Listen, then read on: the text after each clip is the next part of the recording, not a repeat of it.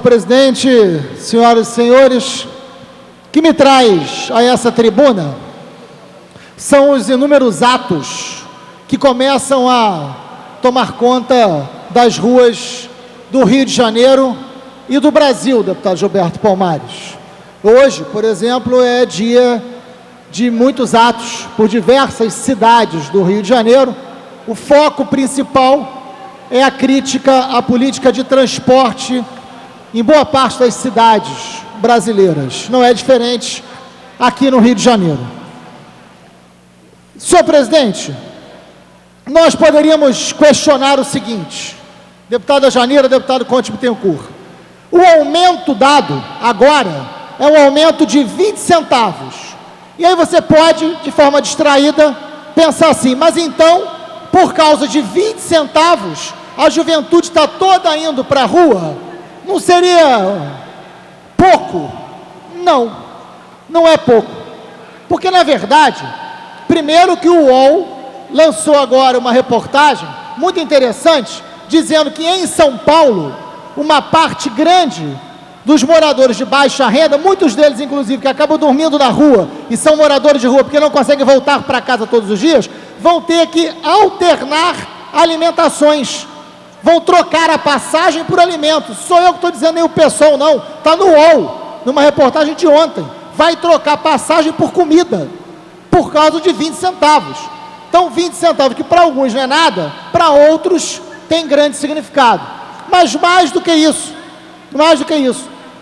tem um acúmulo.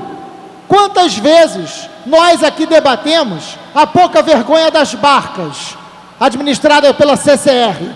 Quantas vezes tivemos aqui inúmeros protestos contra os privilégios dados à empreiteira CCR, que administra as barcas? Quantas vezes debatemos o problema do metrô, que é o mais caro do Brasil e um dos piores serviços prestados? Quantas vezes debatemos o equívoco da opção do traçado da linha 4 no metrô? Quantas vezes? Foi tema, deputado, foi tema de audiência pública da Comissão de Direitos Humanos, até porque a Comissão de Transporte dessa casa funciona muito mal, mas a Comissão de Direitos Humanos fez uma audiência pública sobre os trens da Supervia, porque houve chicotada no trem. Todo mundo lembra disso. Então há um acúmulo de insatisfação. Nós tivemos o bonde de Santa Teresa, que até hoje não voltou a operar. Então, há um conjunto de acúmulos de insatisfação no que diz respeito à política de transporte, que agora brota nas ruas com esse aumento da tarifa de ônibus. Eu estou fazendo um levantamento, deputado Paulo Ramos, para saber, nos últimos anos, quanto nós tivemos de inflação e quanto a passagem de ônibus aumentou, para quanto ela poderia ir e deveria ir. Mas é importante que esse debate seja aprofundado aqui no Parlamento e que a gente acompanhe o que está acontecendo pelas ruas do Rio de Janeiro. Porque não adianta tentar desfocar e dizer se o debate fundamental é ou não é de vandalismo. O debate fundamental é da política de transporte. Se tem dano ao patrimônio, evidente que não concordamos, não é isso que caracteriza ou que leva a maioria esmagadora desses jovens para a rua. A maioria esmagadora desses jovens está indo para a rua por um motivo justo, por um motivo correto, e cá entre nós, é muito melhor estar indo para a rua protestar do que estar se reunindo com o presidente da República para pegar dinheiro para a Uni. Eu prefiro o jovem que vai para a rua protestar do que aquele que vai se reunir com a autoridade para pedir favor. Eu prefiro a juventude não acomodada, eu prefiro a juventude não burocratizada, eu prefiro a juventude que está na rua. Ninguém concorda com dano ao patrimônio. Agora, a maioria esmagadora não está lá para isso. E não adianta querer fazer desse o debate central, porque não é. O debate central é da política de transporte. 70%, deputada Janira, 70% dos moradores do Rio de Janeiro utilizam ônibus para se locomover. Isso é um atraso. Qual é o lugar do mundo que ônibus é transporte de massa? Não é. Agora aqui, o grau de submissão do poder público aos interesses políticos e econômicos da FETransport, inclusive de deputados dessa casa, é enorme. A FETransport banca uma série de campanhas, a FETransport faz o que quer no Rio de Janeiro, ao ponto de ter criado aqui o motorista júnior, que o deputado Paulo Ramos tanto fala aqui, e que eu e o vereador Eliomar Coelho temos uma ação da justiça, que é um escândalo a ideia de que o motorista pode ser trocador ao mesmo tempo só beneficia aos empresários de ônibus, não beneficia o motorista, não beneficia o trocador e não beneficia a população. Por que a prefeitura aceitou? Tem mais, temos que questionar a isenção criminosa e ilegal dada pelo prefeito Eduardo Paes e a Câmara de Vereadores às empresas de ônibus em 2010. O ISS que essas empresas pagam, que é de 2% em qualquer lugar do Brasil, porque é constitucional, aqui no Rio de Janeiro, eles tiveram uma singela redução. Saiu de 2% para 0,01%. É como se não pagar. Para não dizer que não paga ISS, a Câmara de Vereadores disse que o imposto vai ser de 0,01%. E isso fez com que os cofres públicos deixassem de receber 33 milhões de reais. Talvez, senhor prefeito, com esse dinheiro não fosse preciso fazer o aumento da passagem e a juventude podia, nesse momento, não estar na rua por essa razão. Talvez por outra, mas por essa, não. Então, os benefícios dados a essas empresas, muitas vezes, paralela à lei, é muito forte. Não adianta agora tentar criminalizar os movimentos sociais e fazer desse o principal debate, como se nós não tivéssemos problemas reais no transporte público do Rio de Janeiro, e que se o motivo de estar na rua lutando por isso não fosse honesto, não fosse correto. Claro que é. Tem mais, nós temos aqui uma cidade que tem a sua natureza autoritária, porque hoje esse modelo de cidade-negócio tem nas principais empreiteiras a gestão da cidade. É simples olhar, fiz um levantamento rápido, senhores deputados, deputado Domingos Brazão. A CCR administra a Barca, a Ponte Rio-Niterói, a Via Dutra e a Via Lagos. A Delta, quando fala Delta aqui, a base do governo sai correndo, tem alergia, né? Quando fala na Delta, a gente pode lembrar da Transcarioca, do Parque Madureira, do Morar Carioca e do Tribunal de Justiça do Rio de Janeiro, só para não deixar os nossos irmãos aqui do lado em paz, né? Por muito tempo. Está aqui, a OAS administra e construiu o Engenhão, Maracanã, metrô e linha amarela. A Odebrecht, essa campeã, né? Engenhão, Maracanã, que ela administra, não só fez a reforma, Porto Maravilha, Supervia, Teleférico do Alemão e túnel da Grota Funda. Os envolvimentos econômicos são profundos e são caros. Os meios de transporte, boa parte deles hoje tem a gestão das empreiteiras. Esse modelo de cidade é um modelo que não tem cidadania plena. Essa juventude está completamente sem canal de participação direto e de construção da cidadania permanente da cidade.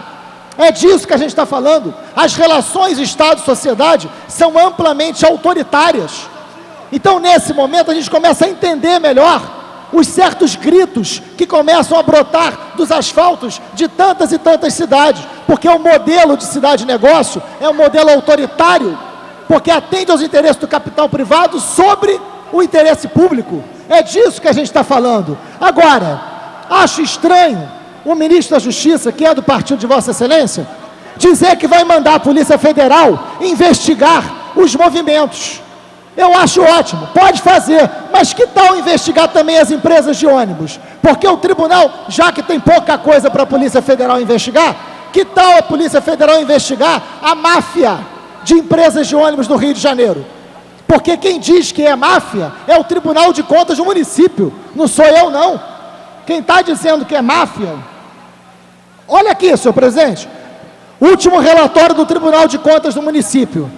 As empresas vencedoras, todas vencedoras, tinham o mesmo endereço na licitação.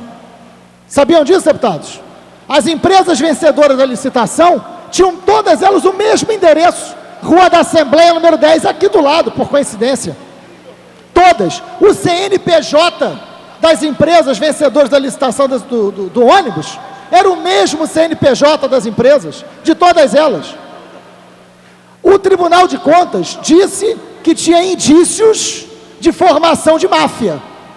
Olha, o que o Tribunal de Contas chama de indícios, eu acho que são provas contundentes. Está aqui uma sugestão de investigação para a Polícia Federal, que eu acho que seria uma boa. Agora, É uma cidade, deputado Paulo Ramos, que a gente acabou de ver as vans serem proibidas de circular na Zona Sul, ao mesmo tempo que essas vans estão gerando morte na Zona Oeste, porque para a Zona Sul não pode, mas para a Zona Oeste pode e gera morte. Então, é uma cidade cada vez mais desigual, é uma cidade que está convivendo com um modelo e uma concepção urbana autoritária, privatista, elitista, e isso se reflete nos modelos de transporte. Agora, nós temos propostas, porque não há sequer sincronia entre os transportes, não há articulação. O bilhete único não pode ser utilizado em vários modais. Você não consegue utilizar metrô e ônibus. O bilhete único vale só por 2 horas. Então tem uma série de equívocos. Que tal fazer um bom debate público sobre os avanços do transporte? E por fim, presidente, para não estourar em demasia meu tempo, e por fim, dizer que em São Paulo, onde o movimento, inclusive, se tornou muito grande, e o movimento é maior, inclusive, do que a sua organização, em São Paulo, o Ministério Público de São Paulo tomou uma medida interessante. O Ministério Público de São Paulo tinha determinado a suspensão das manifestações por 40 ou 45 dias. E aí, alguns movimentos sociais fizeram a seguinte proposta: não, suspende o aumento por esse tempo e abre uma rodada de negociação e de debate. E o Ministério Público aceitou. O Ministério Público se colocou como mediador interessante nesse momento. Tomara, e vou provocar o Ministério Público nesse sentido, talvez a Defensoria Pública, está aqui o Henrique, meu amigo, que coordena o Núcleo de Direitos Humanos da Defensoria Pública, talvez a Defensoria Pública junto com o Ministério Público, pudessem nesse momento provocar uma mediação. Que tal? Propondo o não aumento da passagem, nesse momento, a suspensão e uma abertura de negociação mais profunda, discutindo a política de transporte da cidade. Vale a pena, porque a tendência desses atos, eu posso estar errado, mas a tendência é o crescimento, porque o nível de insatisfação é muito grande. Isso acontece em vários lugares. É claro que na Turquia a imprensa chama de ativista, aqui chama de vândalo. É assim mesmo, é assim mesmo. Só que não adianta, porque isso não vai colar. Nós sabemos que podemos ter problema de todos os lados, inclusive a polícia vem usando de violência desproporcional. Isso foi visto, isso tem que ser tomado cuidado. Não dá para a gente achar que é normal o modelo FIFA de funcionamento da nossa polícia militar, já treinando para a repressão possível durante a Copa do Mundo. A violência utilizada nas ruas foi desproporcional, independente de haver ou não haver provocação. O que vimos foi armamento não letal, é armamento perigoso, porque ele pode ser letal sim, dependendo da maneira que ele for utilizado. Armamento não letal não pode ser banalizado.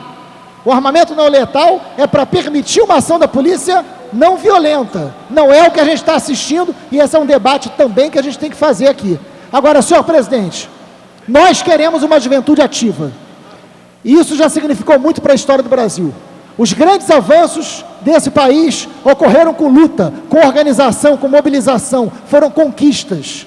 Então não podemos achar ruim a população estar indo para a rua reivindicar. Isso é bom, por mais que a gente possa, evidentemente, não concordar com uma coisa ou outra, não é o mais importante. É importante a população estar na rua nesse momento. E o eixo do debate é o modelo de cidade que a gente está tendo. E mais do que isso, é a política de transporte, que hoje atende aos interesses privados, não atende ao interesse público, e isso precisa ser revertido.